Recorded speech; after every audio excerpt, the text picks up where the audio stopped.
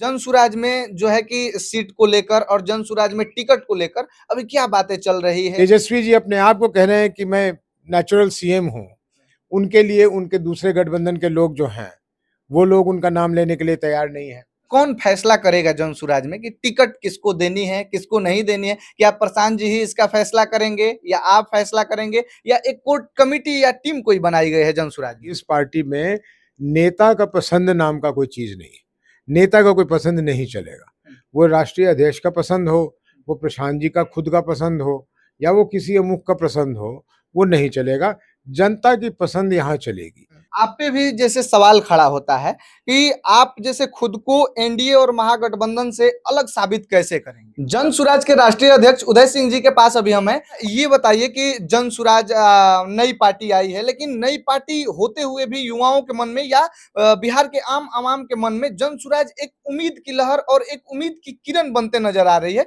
आप क्या बोलेंगे? उस उम्मीद पे जनसुराज खरा उतरेगी और बिहार के आम आवाम के लिए जो वादे किए जा रहे हैं वो करेगी जनसुराज? जनसुराज जो कह रही है वो तो जरूर करेगी, लेकिन आपका जो प्रश्न था वो ये था कि एक नई पार्टी के रूप में हम लोग आए तो इतनी जल्दी इतने लोगों का हमने विश्वास कैसे हासिल किया, और खास करके युवाओं का।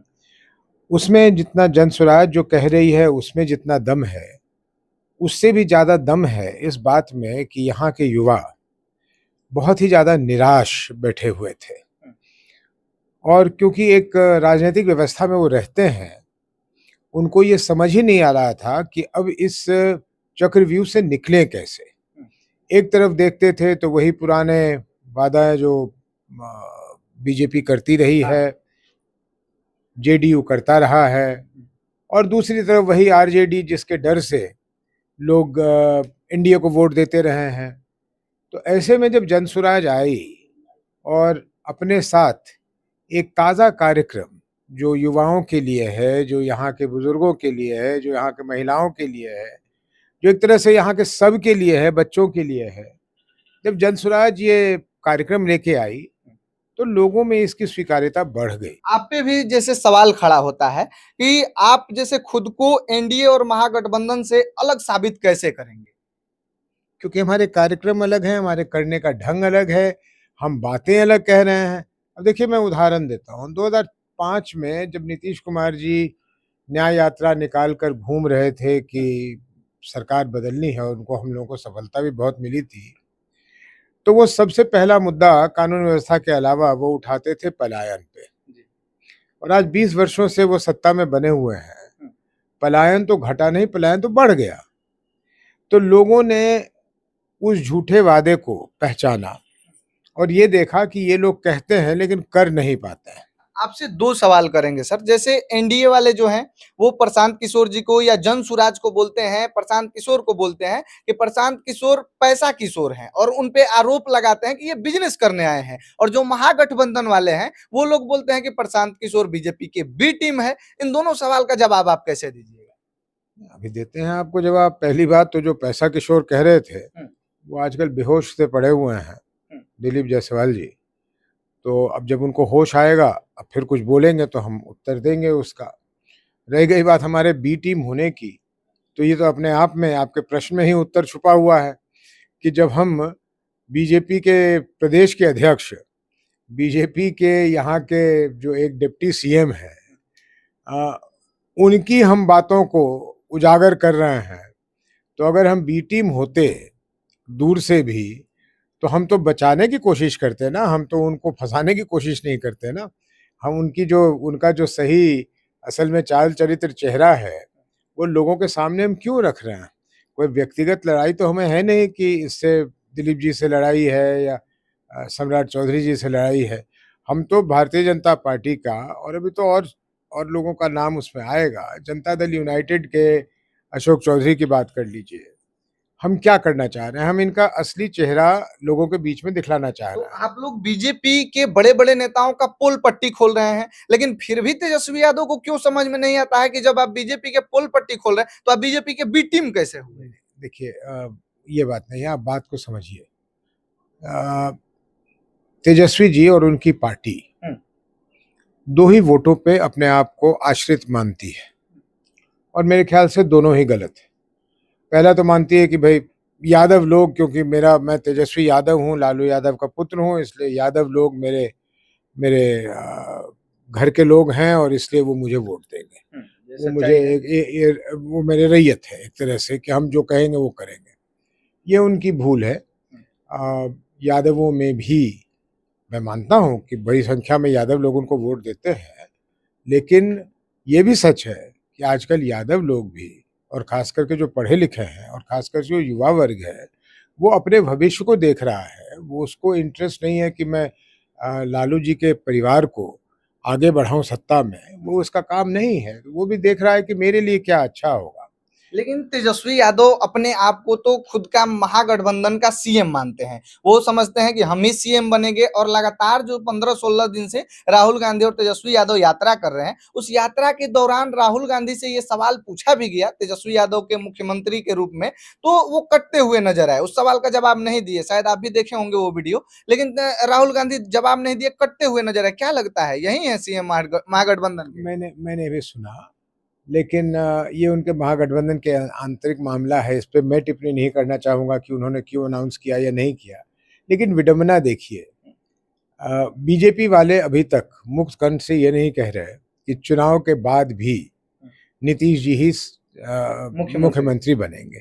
वो ये कह रहे हैं कि हम चुनाव में मुख्यमंत्री नीतीश जी के चेहराले को लेके जाएंगे, चुनाव के बाद क्या करेंगे वो नहीं बतला रहे, वो स्पष्टीकरण नहीं दे रहे। और इधर दूसरी तरफ तेजस्वी जी अपने आप को कह रहे हैं कि मैं नेचुरल सीएम हूँ। उनके लिए उनके दूसरे गठबंधन के लोग जो हैं, वो लोग उनका नाम लेने के लिए तैयार नहीं है। तो ऐसे में अवश्य कहीं ना कहीं इनके अंदर खाने ही कोई ना कोई कंफ्यूजन है।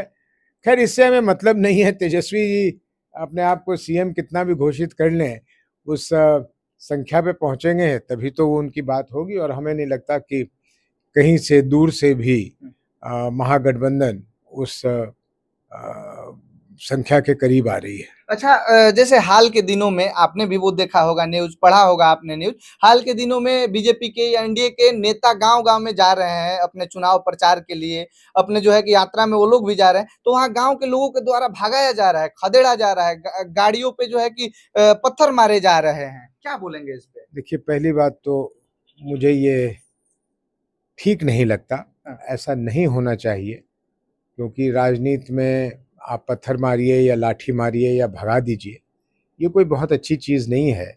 लेकिन इसका दूसरा पहलू है, वो बहुत आवश्यक है। इतनी संवेदनहीन सरकार चली है पिछले वर्षों में कि लोग थक गए हैं, लोगों में गुस्सा भरा हुआ है, तो वो अपने गुस्से को और किसी तरह से व्यक्त नहीं कर सकते, तो इस तरह की चीज़ करते हैं। मैं इसका स्वागत नहीं करता, मैं खुश भी नहीं होता, लेकिन ये आत्मचिंतन का समय है नीतीश जी के दल के लोगों से और एनडीए के लोगों को, कि भाई हमने क्या किया है ऐसा कि जब हम अपने ही गांव में जा रहे हैं, अपने ही क्षेत्र में जा रहे हैं, तो लोग इस तरह से हम पे नाराजगी जाहिर कर रहे हैं। तो कहीं ना कहीं हमने गलती की है। तो अभी भी अगर वो ठीक हो जाए, अभी भी माफी मांगे, लेकिन अभी भी भाई सबसे भ्रष्ट सरकार, इससे ज्यादा भ्रष्टाचार तो हो ही नहीं सकता है, लेकिन सबसे भ्रष्ट सरकार, रोज इनके प्रवक्ता बैठते हैं और पूरी बेशर्मी के साथ कहते हैं कि नीतीश जी को जीरो टॉलरेंस फॉर करप्शन है।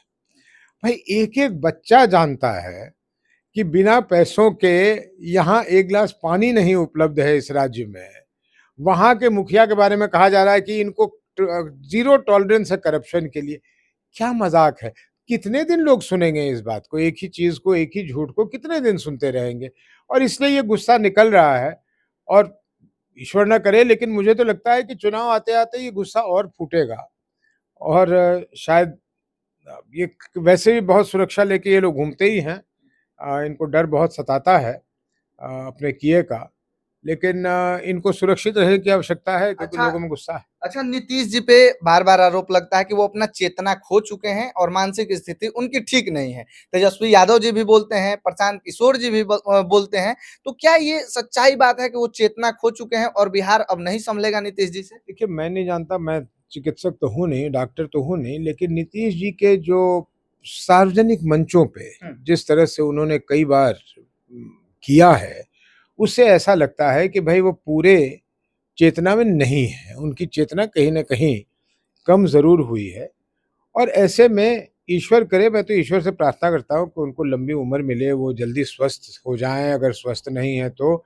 लेकिन ऐसे में हम लोगों को ये कहना है कि भाई इतने बड़े राज्य के आप मुखिया के रूप में मत रहिए, आप अपने ही दल से, अपने ही गठबंधन से किसी को बना दीजिए जो राज्य को चला ले, क्योंकि 14 करोड़ लोगों के राज्य को एक ऐसा व्यक्ति चला रहा हो जिसके बारे में ये संदेह हो लोगों के मन में कि भाई वो ठीक भी है या नहीं, ये अच्छी बात नहीं है। अच्छा, जन सुराज में जो है कि सीट को लेकर और जन सुराज में टिकट को लेकर अभी क्या बातें चल रही है? कुछ टिकट फाइनल, कुछ जहां अलग अलग विधानसभा के जो बताया जा रहा है कि और सारे विधानसभा में ऐसे ऐसे लोग हैं पढ़े लिखे या ऐसे लोग हैं जो तो चुनाव कभी नहीं लड़े हैं, लेकिन वो अच्छे व्यक्तित्व के लोग हैं और 10-10 20-20 लोगों की लाइन लगी है, तो सीटों के बारे में क्या बोलेंगे? बहुत बहुत महत्वपूर्ण सवाल आपने पूछा है।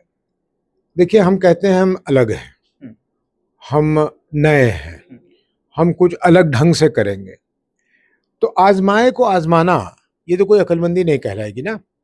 तो हम उन्हीं लोगों को लड़ाएं कहीं कहीं से लाके, जिन्होंने चुनाव लड़े हैं, जो विधायक बने हैं, जो कभी सांसद रहे हैं, सभी ऐसे लोगों को लाके लड़ा दूं तो मैं क्या बदलूंगा।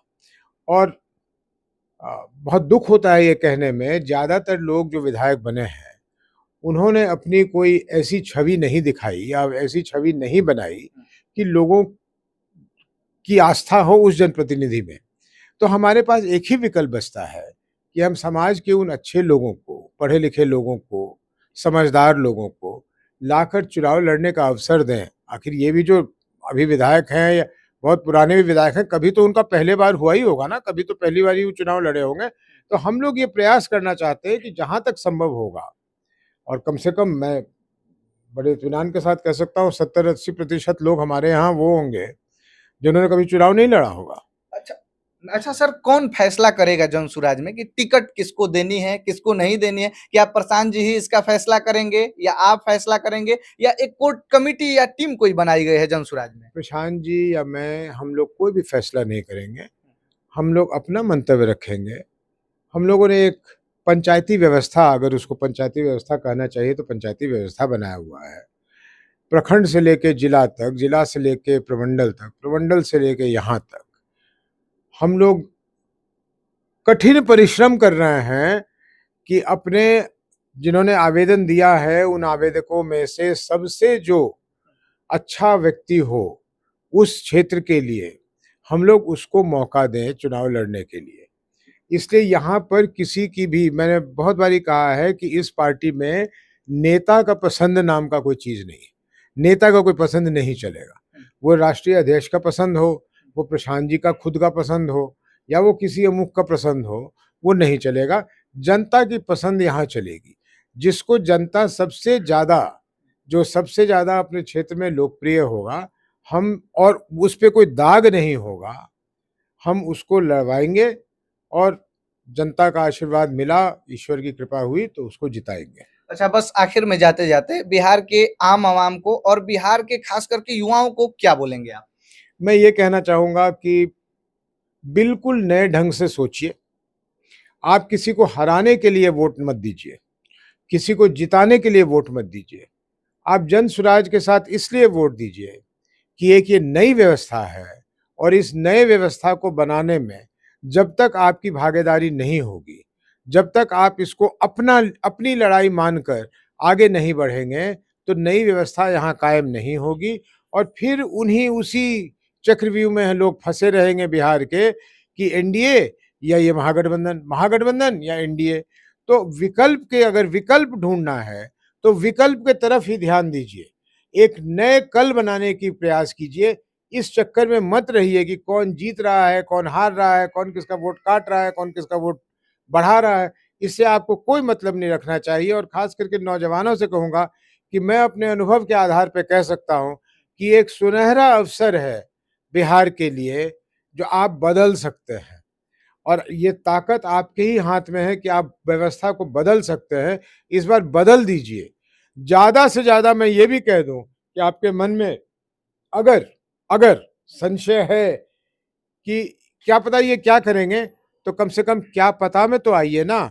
उनके बारे में तो आपको पता है कि महागठबंधन वाले क्या करते हैं और एनडीए वाले क्या करते हैं। हम नए हैं, हम नई चीज लेके आए हैं, हम बिहार को बदलेंगे।